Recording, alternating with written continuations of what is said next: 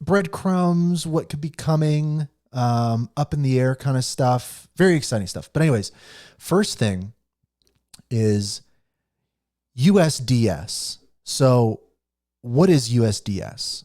Well, USDS is a new stable coin that's coming to market from BitGo. And you might recognize BitGo from places such as the Governing Council. What does this mean? BitGo is doing a stable coin. Seems like a bit of a nightmare, but it's not. Trust me. USDS, first of all, I think it's great. US dollar. It's like we have USDC, right? Circle US dollar. We have USDT from Tether. But USDS, you think it would be like USDB for BitGo, but USDS is kind of like the US dollar stable coin. From a branding perspective, it, it just, I don't know. I dig it. But why is this interesting? So it's not just another stable coin. This is a stable coin that's designed differently from an architectural standpoint that I think is going to be very interesting. So the CEO of BitGo, Mike Belch, says, a stablecoin's true value comes from the people using it, the liquidity they provide, and the access points for interchange, right? So when we're using USDC and USDT and all these different types of things, it's not just how much is there and what it's backed by. It's how is it being used and how are those liquidity providers being rewarded. With USDT and USDC, a lot of the yield on those assets that back the stablecoin aren't really shared, I don't believe. And this flips the script a little bit on that. So this is also, it's backed by short duration treasury bills, overnight repos, cash, similar to other stablecoins on the market. But it will be what BitGo calls the first open participation stablecoin. So there's a bunch of info contained in this article, but I'll just kind of rattle off a few excerpts. So at the end of each month, we generate some, and this is again, the CEO of BitGo, Mike Belch speaking. At the end of each month, we generate some return from the cash being held in the underlying fund, and we will pass it back to the participants on a pro rata basis based on their custody of the asset. Interesting. And in the article it says, while this might sound like it's treading dangerously close to being a dividend and thus classifying the whole operation as an investment contract, Belch says the difference lies in that it's not distributing the proceeds to the end user, but rather to the institutions providing the liquidity.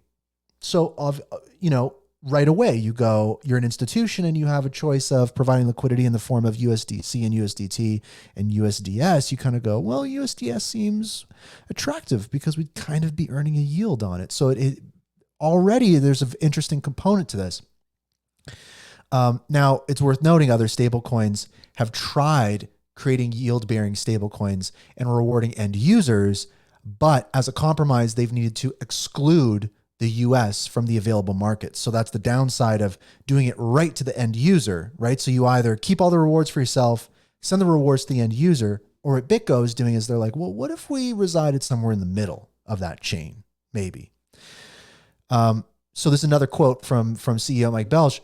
You end up with either folks that opt into only the US market and then the folks that opt into only the non-US market, like Mountain Protocol or Lyft Dollar out of Dubai. They can't sell in the United States because they are a security.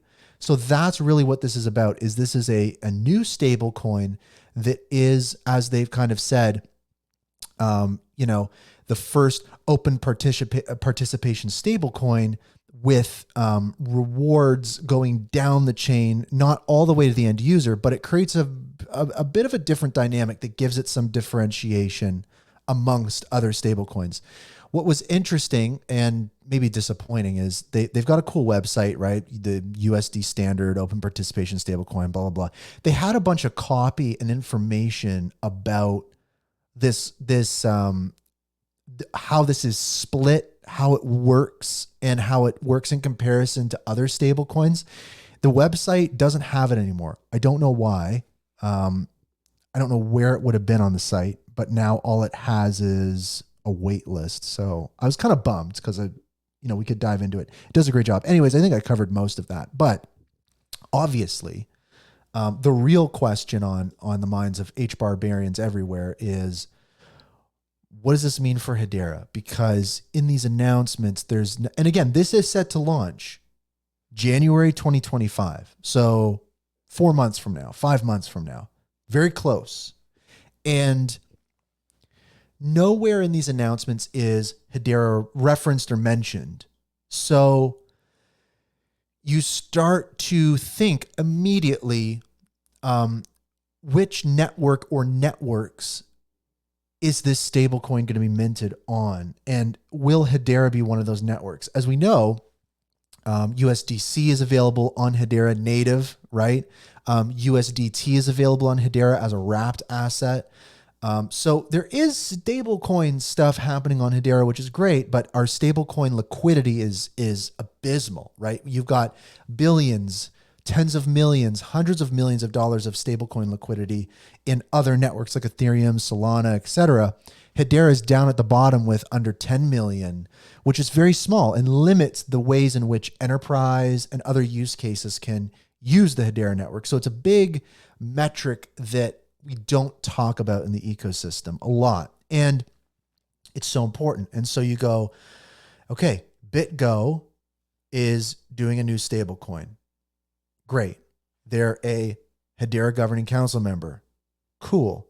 As we know, BitGo is definitely one of the more forward-thinking, engaged Web3 native governing council members. Great. Is BitGo going to bring liquidity to the Hedera network and possibly mint USDS on Hedera? That is the question that remains unanswered. Now, obviously, it makes sense. It would be incredibly weird and incredibly disappointing to have a governing council member like BitGo, mint USDS on other networks and not mint it on Hedera. That'd be crushing, to be honest. But I would be surprised if they did that. I'd be very surprised if they did that. It makes sense to me that Hedera would at the very least be one of the networks that BitGo mints a native USDS token on Hedera, and would strengthen this ecosystem where we have a governing council member that enables a stable coin in our ecosystem. That would be a very powerful tie-in for the governing council to have. So the question then boils down to, how important is stablecoin liquidity to the governing council? I think the answer is not enough, of course. Not enough work has been put into enabling, for example, Circle, right? USDC liquidity on the network. This stuff takes funds. You got to put your money where your mouth is. And we don't even know if Hedera's mouth is talking about stablecoin liquidity. Is it a priority? We don't have a strong signal for that. But what we do know is that the facts, the numbers show that it is important. It's existentially important for Hedera. So